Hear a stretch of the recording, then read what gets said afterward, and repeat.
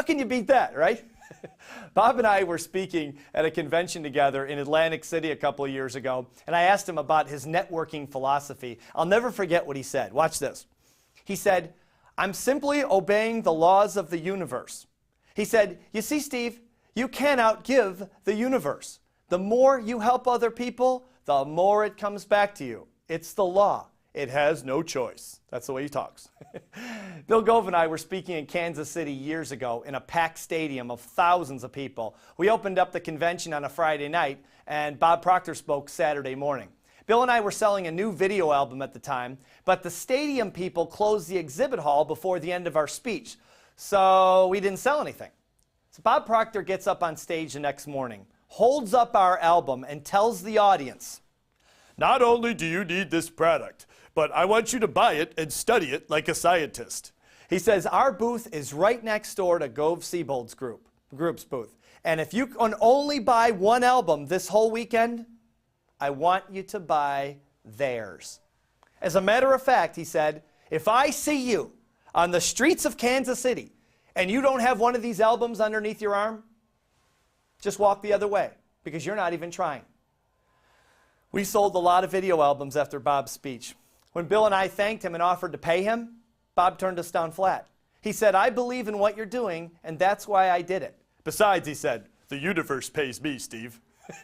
I'm headed towards a break, but stick around because when we come back, I'll share with you the strategies world-class performers employ to stay in constant contact with their top 100, as well as how to bag the elephants of your Dream 100. We'll be right back.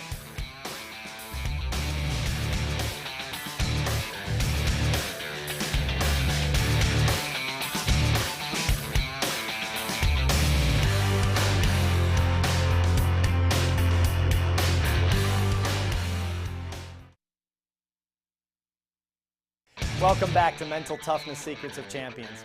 Before the break, we talked about how world-class performers like Bob Proctor build giant networks by always offering help and following through. Now let's talk about how to stay in constant contact with your current network while you're in the process of adding to it. By far, the most efficient method of staying in touch is by including your network in your weekly emails to your database. If you don't have a database of emails, start assembling one immediately. Remember this little axiom. Middle-class thinkers have address books. World-class thinkers have databases. Your goal should be to build an email database of at least 1,000 people who know, like, and trust you. Can you imagine the security that kind of network would provide? Can you imagine the opportunities that large of a network could offer you? I started building our database about 9 years ago, and we're up to 35,000 people. And if I can do it, so can you. I'll show you how in a few minutes.